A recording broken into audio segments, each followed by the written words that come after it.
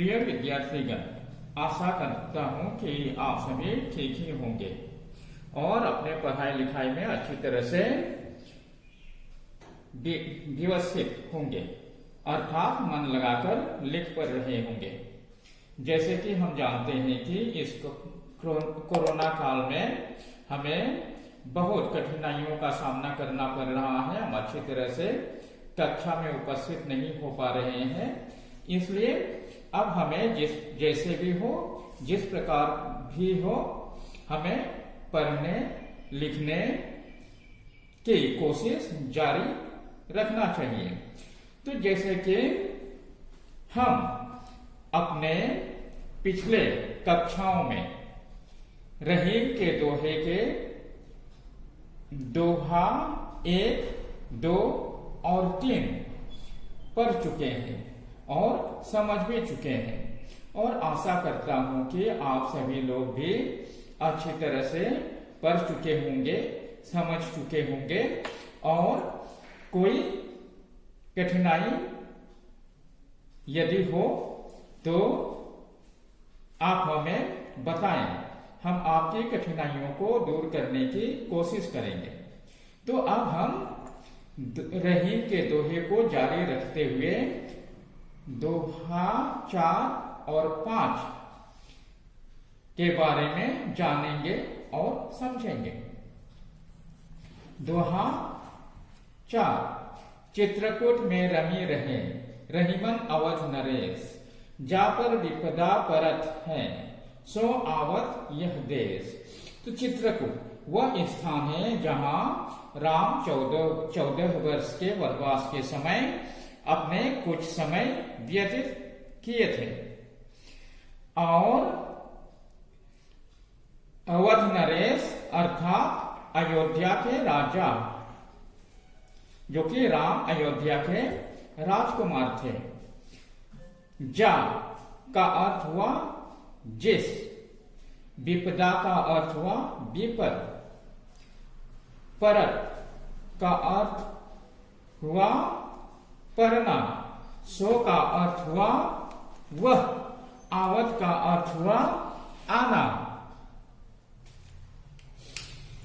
तो यहां रहीम कहते हैं कि जब राम को 14 वर्षों का वनवास मिला था, तो वे भाई लक्ष्मण, पत्नी सीता के साथ चित्रकूट जैसे घने जंगल में रहने के लिए बाध्य हुए थे। रहीम जी के अनुसार चित्रकूट जैसे घने वन में वही रह सकता है जो किसी विपत्ति में हो, अन्यथा कोई भी अपने इच्छा से ऐसे वीरान जंगल में रहने नहीं जाता। अर्थात जब राजा दशरथ राम को अयोध्या के राजा बनाने वाले थे, उसी वक्त कैकेयी ने अपने पुत्र भरत के लिए राज सिंहासन मांग लिया था, और इतना ही नहीं, उन्होंने राम को 14 वर्ष के लिए वनवास मांगा था। तो राम जब वनवास के लिए निकले थे, तो भाई लक्ष्मण और पत्नी सीता भी उनके साथ चले गए थे। आइए अब हम दोहा 5 पढ़ते हैं और समझने की कोशिश करते हैं। दीर्घ दोहा अर्थ के आखर थोरे आही, ज्यों रहीमन नट कुंडल सिमिटी कूदी चली जाही। तो यहाँ दीर्घ का अर्थ हुआ दीर्घ, यानी कि लंबा। अर्थ का मतलब हुआ अर्थ, आखर का अर्थ हुआ अक्षर,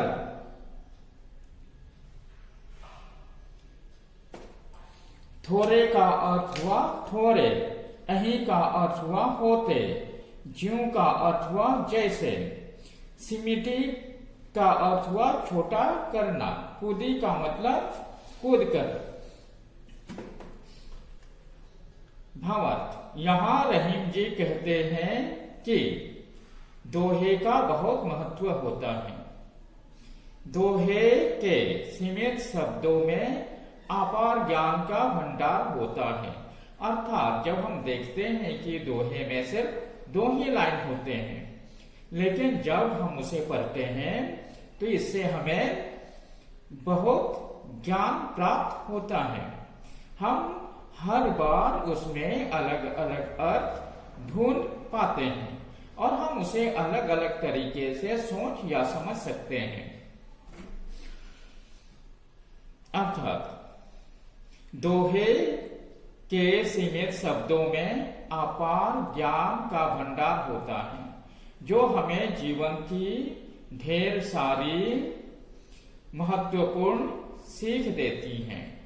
जिस प्रकार कोई नट कुंडली मारकर खुद को छोटा कर लेता है और उसके बाद ऊंचाई तक छलांग लगा लेता है, उसी प्रकार एक दोहा भी कुछ ही शब्दों में हमें ढेर सारा ज्ञान दे जाता है।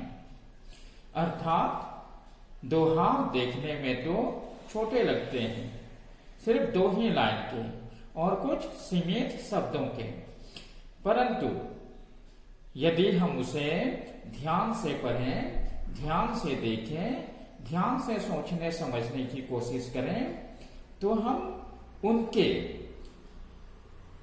गहराई में जाकर उनके मतलब समझ सकते हैं और उसमें छिपे असीम ज्ञान का भंडार पा सकते हैं।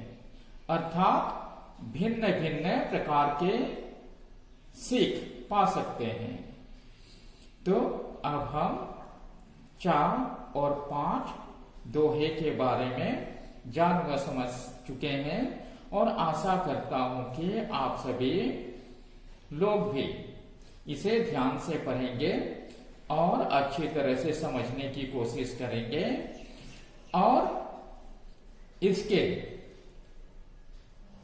विषय में ध्यान से चिंतन मनन करेंगे, ताकि इस पर आधारित किसी भी प्रकार के यदि प्रश्न पूछे जाएं तो आप लोगों को कोई कठिनाई न होगी। धन्यवाद।